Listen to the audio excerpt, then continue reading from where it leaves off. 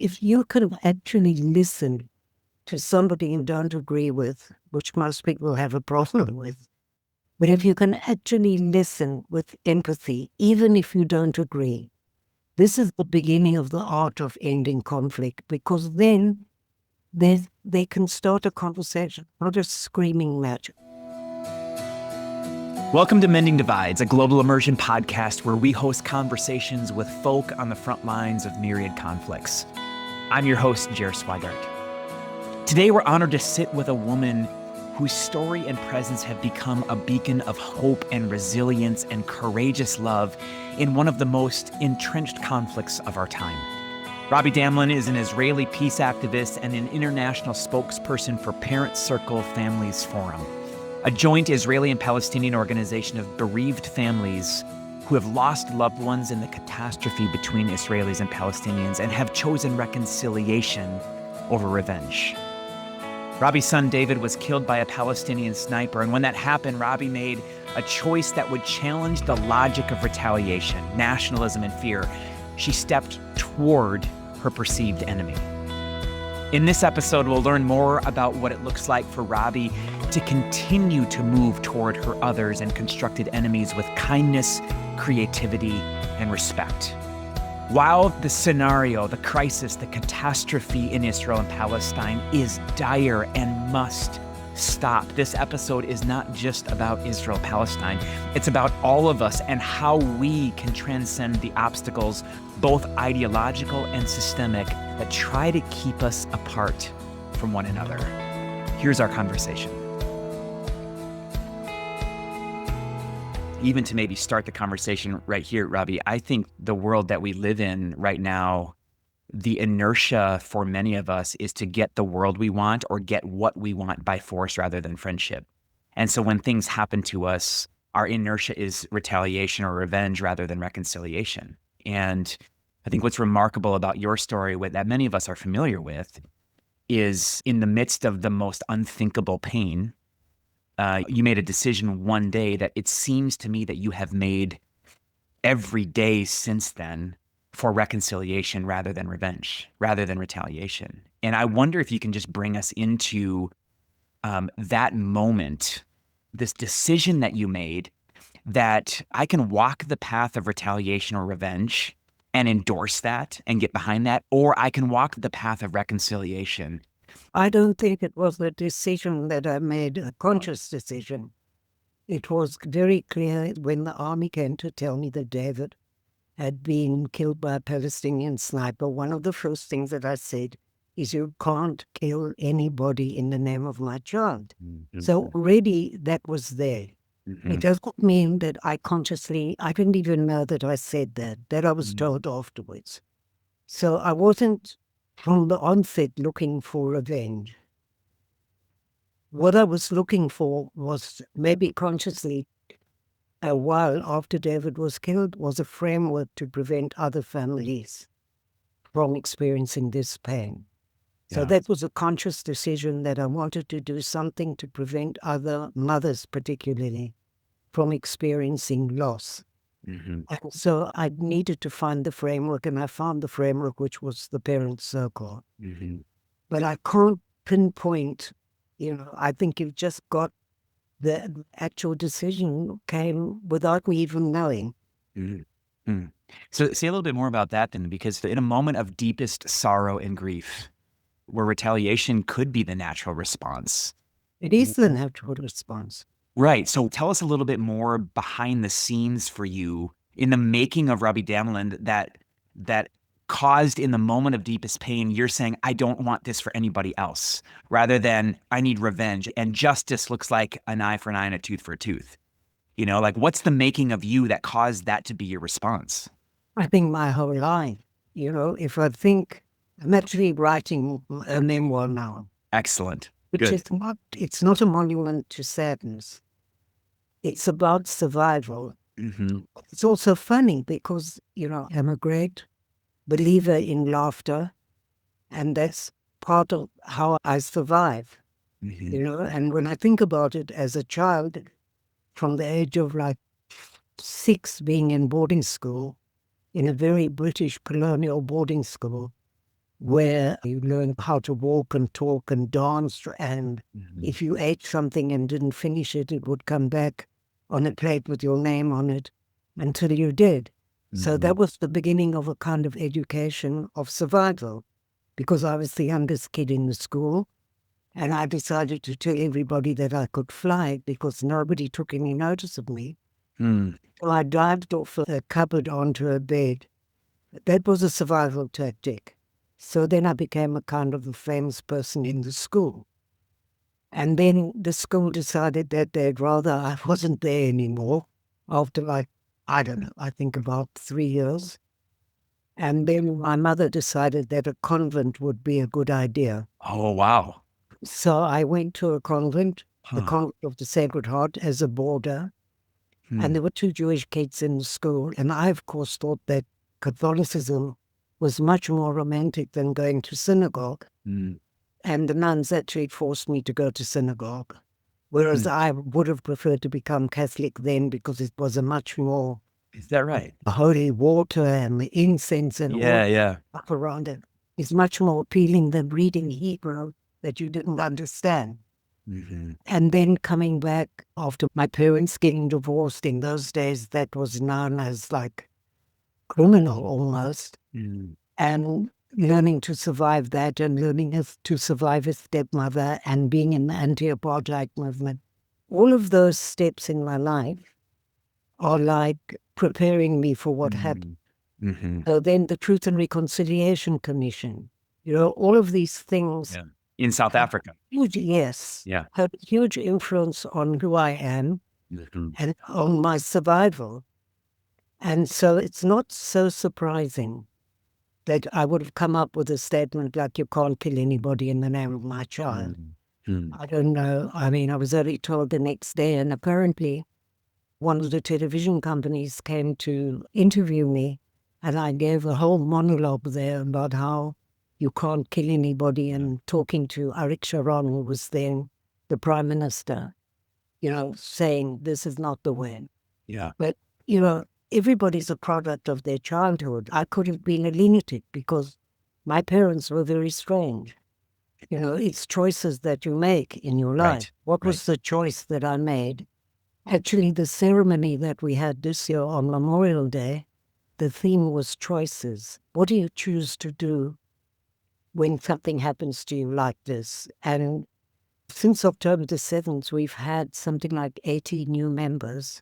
And it's an extraordinary thing to see that a lot of the people from the south, from the kibbutzim on the Gaza border, have chosen to work for peace. I'll tell you a short story. There's a family called Inon. There are 3 sisters and 2 brothers. And maybe a day after their parents were burned to death on Moshav, next to Gaza, they were already talking out for there should not be any revenge. And the fire burned the whole house. But the mother was an artist and she had a studio, and the fire stopped at the steps of her studio. So the daughters brought to the ceremony that we had on Memorial Day stones from the mother's studio. She used to collect stones. And Palestinian and Israelis from our group wrote on stones, and we made a spiral, which is so beautiful. It'll look on the American Friends newsletter. I think you can see a picture of the spiral, which we brought to the ceremony. And there was a huge peace conference on Friday, last Friday, in Jerusalem, of all places in Jerusalem. And I think thousands of people came to this peace conference. And we took the spiral there, because it's such an extraordinary story. And I traveled with the son of Vivian Silver, who was my friend. We went to America together. His mother, he was actually talking to her as she was killed and burnt in the house. So there are stories like that. And we have Musa, a Palestinian, who lost something like 25 members of his family. Plus, he's a doctor, and he lost his cousin who was shot, and he was with him, and he couldn't help him. So there are all these extraordinary people which, in a way, bring hope. Yeah, out of that's right. all of these terrible tragedies and the cruelty and Yes. what's happening in Gaza is so beyond belief.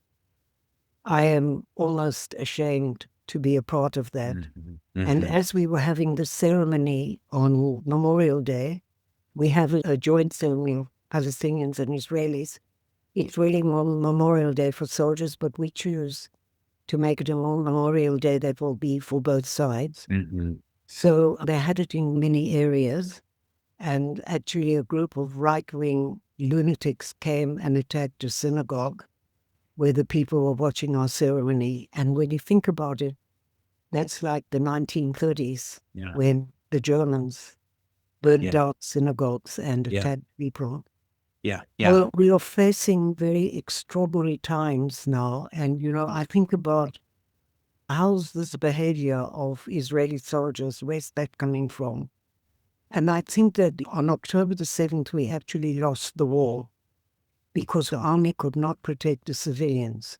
Mm. And so what happens when you are humiliated? Because that's how they felt. You want revenge. And Mhm. so out of that behavior that is going on in Gaza comes out of this sense of revenge. People just don't realize there's no revenge. Right. And what just happens is more and more people are being killed. And the worst part is the children. Yeah. I promise you, all these people who are great experts on the Middle East wouldn't be able to tell you the name of one child Mm. that was killed, Mm. either Israeli or Right. Palestinian. Right. And I keep talking about the human consequence of war because everything is about numbers, but people don't see the human stories behind this. I watched this little clip. I keep telling people this story because it's such an illustration of this little boy holding on to his cat in Gaza and saying to his parents, if you don't let me take the cat, I'm not going. And there was this whole altercation going on. And then the parents said, okay, you can take the cat. So he took the cat and they get into a taxi. And then I watched one of the hostage girls came out of being a hostage, holding her dog called Bella. And Mhm. these are the human beings that are Yeah. being affected by all of this lunacy. Yeah. The hostage situation is outrageous. I can't believe the cruelty behind that. Mhm. But on the other hand, I also can't believe how many Palestinians Yeah. are dying in Gaza. Where's this all coming from? We have Yeah. to stop. Yeah. Yeah. Have And to that's allow food into Gaza. How dare we as Jews even think that people should starve to death? I mean, I want to go there and I want to consider this particular catastrophe. It's dire and has to stop. And I'm with you. And of course, my country and my people, being Western Christians in particular, are so intimately intertwined in this catastrophe and in its prolonged presence and violence and destruction. Before we go there, though, I want to come back to this concept of survival.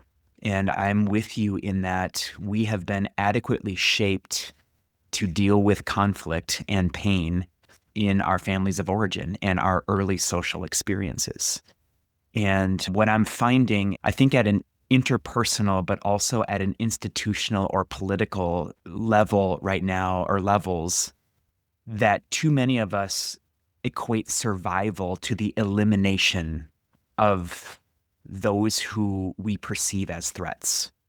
The way that you're talking about survival leads me to believe that you imagine survival as a interdependent co-creation. We're in this together. Survival is something that we pursue together. But in society, in my country and in yours, I would argue, survival, the mindset is the only way we survive is by eliminating anybody who we perceive as a threat. Obviously, you can't do that. People talk about we have to eliminate the Hamas. Right. Hamas is an idea. So unless you change the circumstance of a young boy growing up in Gaza who every 2 years is exposed to a war, who doesn't have a shelter, who watches his mother running from bombs and not having any way to survive, and he has no freedom of movement, and no hope. So what kind of adult will come out of that? That's right. And then you look at the people, the kids who lived on the kibbutz scene, surrounding Gaza was a kind of paradise. Mm-hmm. I went down to the south to see. It is because I believe you have to witness in order to tell. Mm-hmm. And I was so horrified just by the scenes on the kibbutzim of all these burnt houses and little shoes outside and bicycles. But then I think of the kids in Gaza, it's horrific. Mm-hmm. And then I think of the kids that grow up in the towns surrounding Gaza. This is understanding why the kids that live there have been exposed to rockets since they were tiny children. So what happens is at the age of 12, they are still wetting their beds. Mm-hmm. And so all of this trauma is being experienced by both sides now. So everybody says, make peace. But the war is still going on, you know. It is so sad to see. When I see, in the morning, I see pictures like a tiny square of a soldier that was killed, you know. I know what's waiting for those families. Mm-hmm. People can't get in touch with the sanctity of human life. And it's okay, they think it's okay to kill if that's going to get your goal. For me, survival is like after, when I heard of October the 7th, it was almost the same kind of reaction as I had when David was king, is that I have to work to change the world. Of course, I can't do that, but I've been to the States 7 times since October. I've been to India, believe it or not, to talk to a group of people there. I've been to England and to Italy. And it's just endless, you know, and the world in this mad taking side issue think they're helping. And I've been to all of the university campuses, and this is an opportunity to tell you of a program which maybe people listening to this podcast would be interested in. After October the 7th, we had thousands and thousands of people turning to us to ask us to come and talk to them or do Zooms. It was just impossible to cope with that amount of people. And then the World Bank phoned me. And I thought that they said the Jewish workers are not talking to the Muslim and vice versa. So they have to invite me. The World Bank has to invite me to come. I mean, that's absurd. Well, it's not absurd. It's actually not surprising, Robi. Well, so anyhow, never mind. I wanted to get to Georgetown University. Because Georgetown have been wonderful mentors of the Parent Circle for many years. And I went with a Palestinian from Jenin, which is really catastrophic. He's a nurse, so you can even vaguely begin to understand what he's seen. So the two of us went to Georgetown after the World Bank, and at that stage, De Joya was the president. And we were sitting at dinner, and I looked at Muhammad, and I said, wow, you should come and study here. And De Joy said, I can make that happen. And Muhammad is there now for a year on his full scholarship. You never know what's going to come out of your mouth and where it'll land. That's right. And then we asked if they could help us create an online education program for all of these people that are turning to us. Actually, it's kind of ironic that we're supposed to bring you hope, whereas it should be the other way around, I think. Yeah. Nevertheless, so we created a program. It's called Listening from the Heart. It's online. It's 3 dialogue meetings, as if you were sitting in a dialogue meeting with 3 different couples. It's with question and answer. You know, we know more or less what the questions are going to be. And there is a guide for the facilitator of this program, which we created together with Georgetown. So it has how to facilitate the meeting, what do you choose from Listening from the Heart. It could be a 3-month program. It could be just 1 dialogue meeting. And we launched this. What happened is we met the head of the Teachers Federation in Washington, and they invited us to Texas. Yeah, we went to Texas. Oh, I'm not supposed to say that. So there was a teachers' meeting for all the thousands of teachers came to this meeting. And we presented the program and they endorsed it. And then we met the head of NYU in New York. Mm-hmm. They presented the program in New York, and they became very involved with the parent circle. And now some 40 youngsters, not small kids, young adults, Mm-hmm. went to Prague because NYU have a branch there. And they sent 8 Muslim and Jewish students from NYU to be together with Israeli and Palestinians. And so, of course, they go back to the university and they can talk another language. Yeah. And now they're going to meet again in Berlin on the 4th of June. Incredible. So this is a kind of vision that I have in my head, that if campuses would be clever enough to do something like that with us, maybe those kids can go back and be messengers. And maybe then, instead of like all the demonstrations, they can start to support other organizations. It doesn't have to be the parent circle, but support morally. I'm not even talking about money now.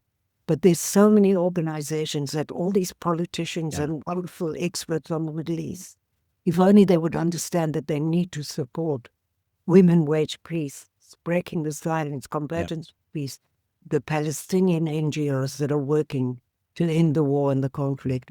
Wouldn't that be more constructive? Just talking and giving everybody advice on what they should be doing. Yeah, that's right. Advice and experts. And why don't they talk about Sudan? And why don't they talk about, well, there's so many terrible conflicts going on in the world. Right.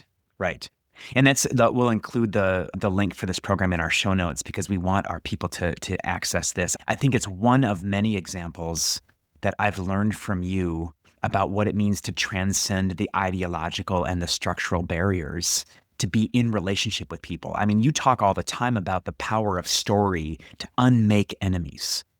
And so I'm interested in this moment, whether interpersonally or institutionally, and you say from Israel, Palestine to Sudan, to the DRC, to South Africa, I mean, Northern Ireland, across the board, there are these massive conflicts, and there are what feel like massive conflicts between individuals in all of our communities as well, who carry this belief that survival or flourishing requires distance or the elimination of my enemies rather than relationship with them, co-creating relationships with them.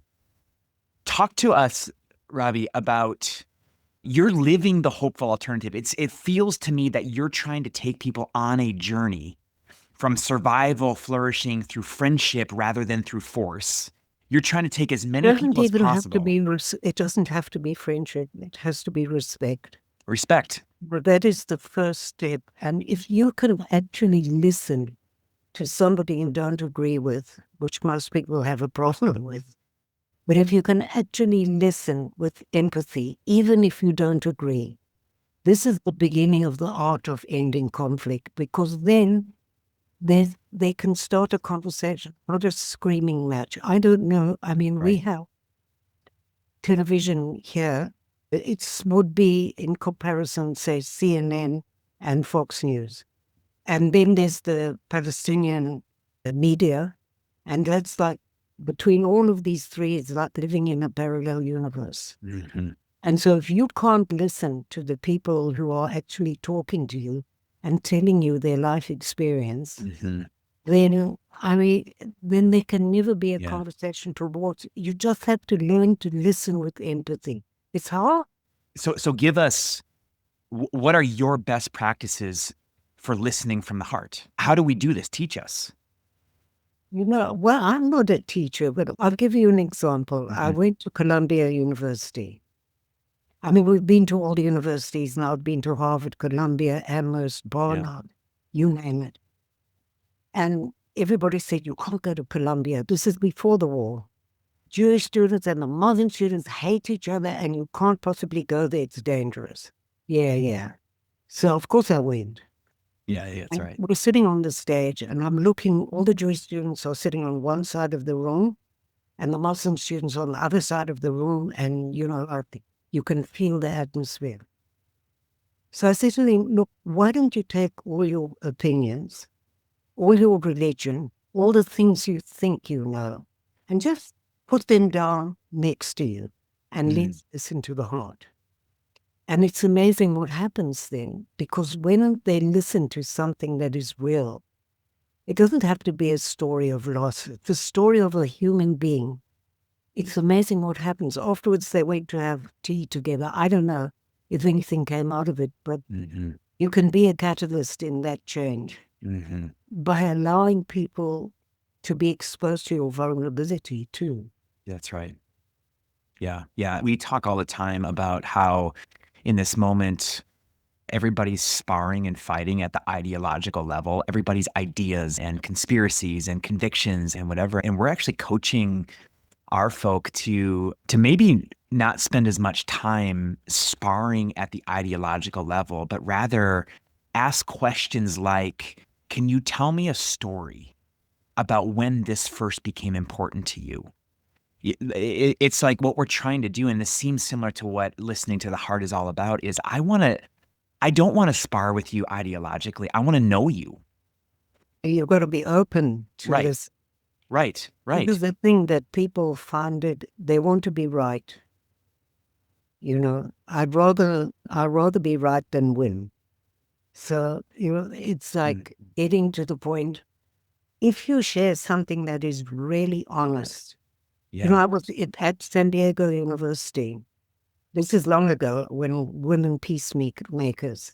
And I went into a class, and the kids, there was this very bad atmosphere in the class. I could feel that they weren't and I decided I'm not talking about Israel and Palestine because they wouldn't even be able to find it on the map.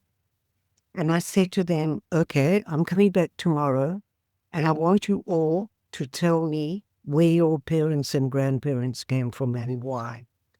Wow, you should have heard the stories that came out in that classroom. Yes, right. You see, that's like if you can't handle the actual conflict, you can find something that's neutral. If you sit in a group with all these people who are so angry with each other, and you ask them, tell me why your parents or grandparents came here, what made you who you are today? But you really listen. You're not in the middle start screaming at each other. I mean, watching TV now is so awful. All these grand experts on everything. I'm so worried about Ukraine. America is very far away from everything. But I can tell you that if Ukraine goes on, it can turn into something horrific. Yeah, that's right. And this is not based on politics. It's based on reality. You have to know the facts. And that's very difficult because I'd rather be right. It's so easy to be pro-Palestinian, pro-Israel. Let's import their conflict. Let's have another fight. Yeah. Let's be right. Yeah. Yeah. Yeah, that's right. And what I think is desperately needed and what I see, and I've been following your lead for over a decade now, you and your community, pro this person, pro that person isn't the way forward. Being pro-human is the way forward. And I like your distinction around you don't even need to necessarily be in relationship. We need to actually cultivate the capacity for respect. It seems that listening, some vulnerability, some presence, these are some of the manifestations of respect. I might disagree with you. You might be my irritant or my enemy. But can I still respect that you've been on a journey, you have a story to tell? And what I'm finding in the peacemaking work or in navigating conflict is I can't find affinity when we're arguing about interpretations of facts. I can find affinity when I hear your story or a portion of it. Well, this is all part of what's going on, but then also, if you look at what's going on in the Middle East, I mean, I don't know if you're following the visit of your president. Yes. Extraordinary, it's like Alice in Wonderland. I sit and try to work out, is this good or bad, or what's going to happen here? And so we're also cut off. And I had an interview on Al Jazeera in English. Al Jazeera is already banned from Israel. And of course, our PR people say to me, you shouldn't do it. I said, of course I'll do it. Those are the people I want to talk to. Right. So I did the interview, and they allowed me 7 minutes of really just talking. And of course, I didn't allow the person to because she wanted me to talk politics. I don't talk politics. I talk human. Mm, I talk the sanctity of human life that people don't seem to recognize. that's They beautiful. don't understand unless it happens to you. It's very hard to understand what loss is all about. Yeah. And people say to me, "What, you're still grieving?" And I said to him, "Yes, he's still dead and I still love him." Hmm. It's difficult to just let things happen. I was in the airport when the Iranians decided to finish us off. Mm, Because the airport is one of the main targets. yeah. So we all go into the shelter, and I'm standing there with an ultra-Orthodox man, okay, and another 60 people, I don't know. And he starts talking to me and says, "My wife died," and he told me all about his grandchildren and this whole thing. And I thought to myself, maybe we should all be in a shelter Yeah. for a month, because a man like that would never, ever talk to me Yeah. as a woman, Yeah. Yeah. But here, there's this life Yes. threat Yeah. where you talk to everybody, and maybe we would all see the humanity in each other. Yeah. Yeah. I couldn't agree with you more. I was in the West Bank on October 7th when all of this broke open and spent the next 5 or 6 days in and out of shelters and cellars and stairwells. And wow, I really resonate with you because of the way that we found each other's humanity in that space. Yeah, I was in those brilliant. spaces with Israelis and Palestinians and internationals, and none of that mattered. We didn't say, what color's your passport and what's your conviction on X, Y, and Z. We reached for each other's hands and we took good care of each other. Also, I thought maybe if we were all in a shelter for 3 months, we'd all start talking to each other. Tell you what, there's something to that. Fortunately, I don't always hear the sirens. There've been hundreds of rockets outside my house, Mhm. but my cat is used to the sirens, and the minute that there's a siren, she comes into the safe room, so then I know. Is that right? Wow, that's amazing. Hey, I want to shift gears really quickly because you have always struck me as somebody who lives with a sort of transcendence. And what I mean by that is you observe and can identify ideological and physical structures, but you don't live like you believe that they're permanent. Or if I believed that, I would not be able to do anything. Exactly. So I think we live in an era where too many of us are trying to build as permanent of boundaries and borders between us as possible. And here I see part of the magic that lies behind the way that you navigate conflict is you disbelieve in the permanence of boundaries and borders. Talk to us a little bit about that and some of the ways in which you just simply disregard their permanence and figure out how to transcend them. Yes, it also might be, stupidity and naivety. It also might be that. Right. But I remember when I first came to Israel, after all being in anti-apartheid movement and thinking, this is never going to end in South Africa. If you would have told me then that blacks and whites would sit in a room and not want to kill each other, I probably would have said you were mad.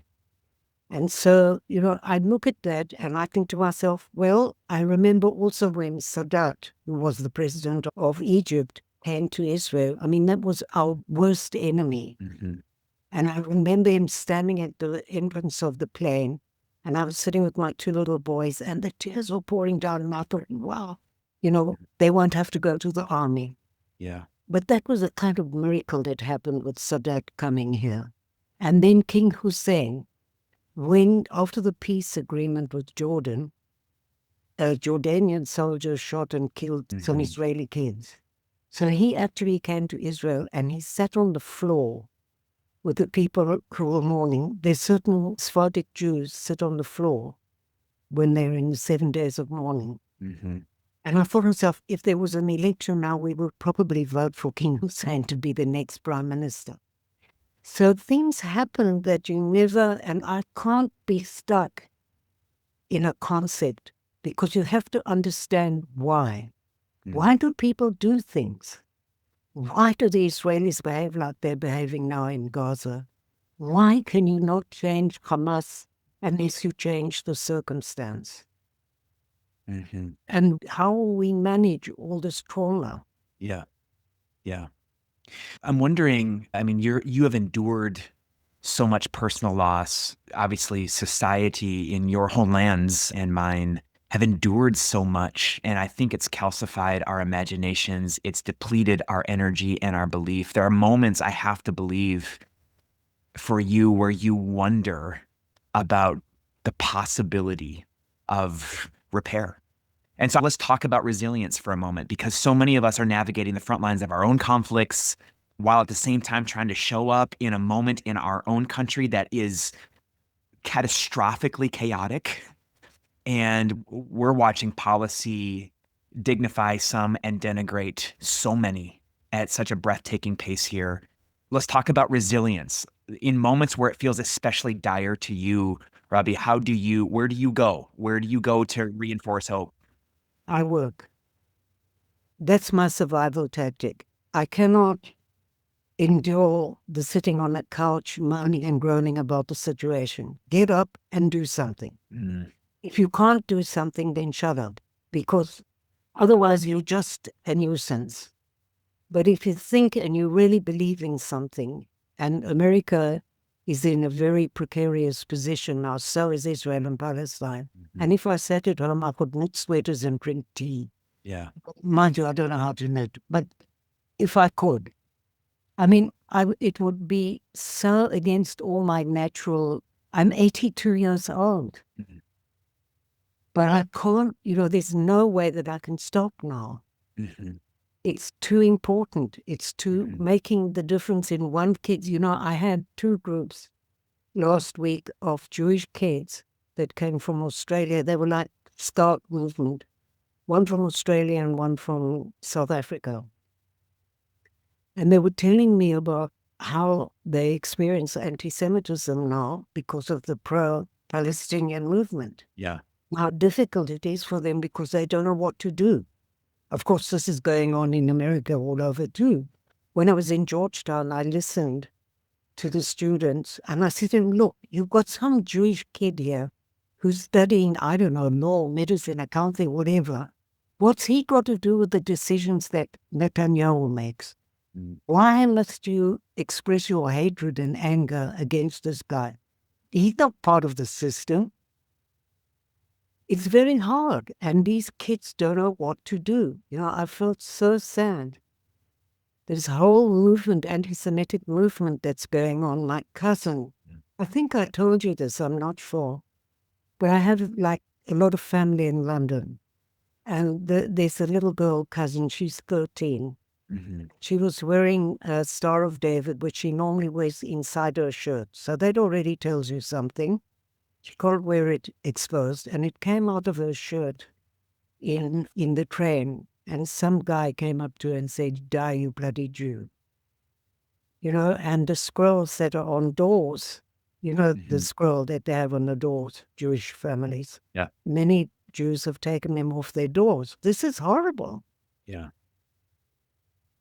And we have to be aware of all of this. And we have to be aware also of the Islamophobia that's going on and the Yeah. phobia about anything that's different from us. Yeah, that's right. There are about 200 hours more of conversation I want to have with you about all of these things. I want to maybe close our time though with one, or put a semicolon on this conversation and maybe have another time. But you have a unique analysis, I think, of the United States. You even alluded to, we are in a precarious moment right now. And for those of us who are listening in, many of us identify with the Jesus tradition and are asking some significant questions about the unholy fusion between American Christianity and partisan politics and how that's contributing to so much of the pain in the world. And we're also trying to figure out, how do we navigate the conflict with our colleagues and with our parents and with our kids and with our neighbors. And, so we understand that we're a part of a big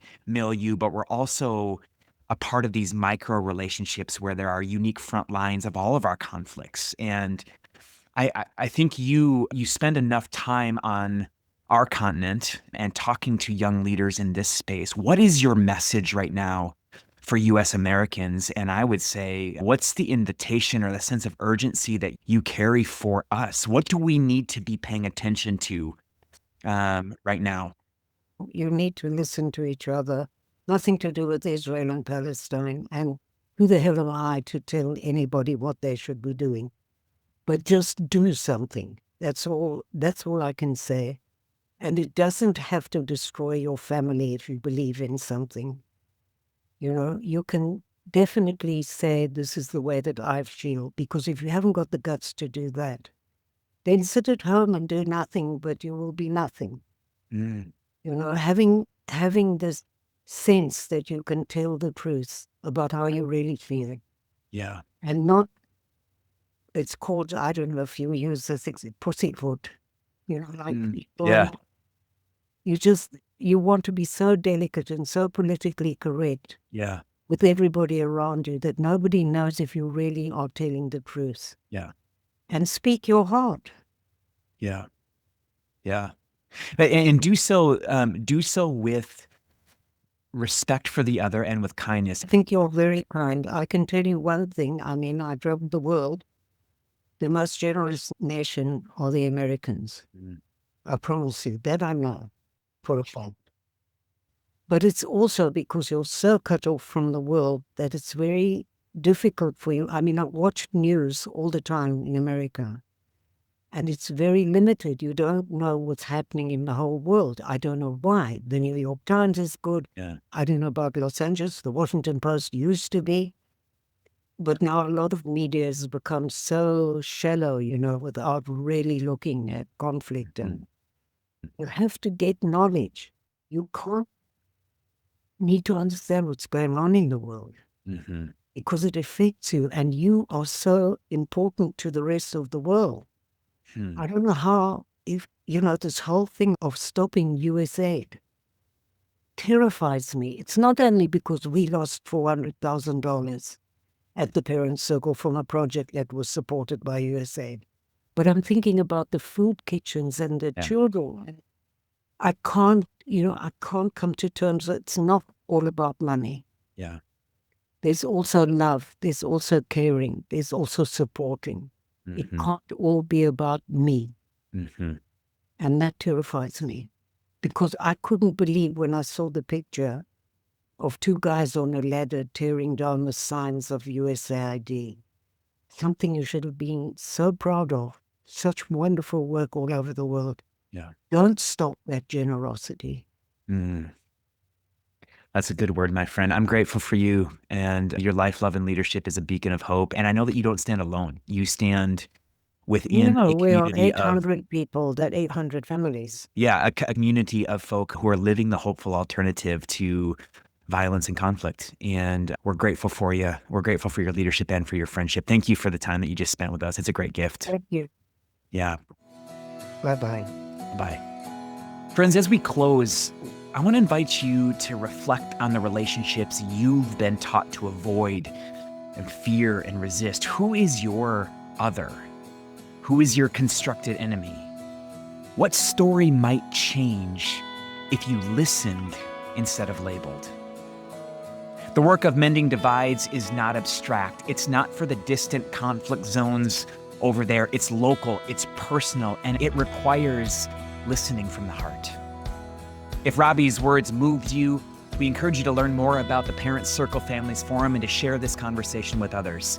You can find more resources and upcoming learning opportunities at globalimmerse.org. Until next time, stay curious, stay courageous, and keep showing up. Make us instruments of peace. Where there's hatred, let love reign. Make us instruments of peace in dissonance.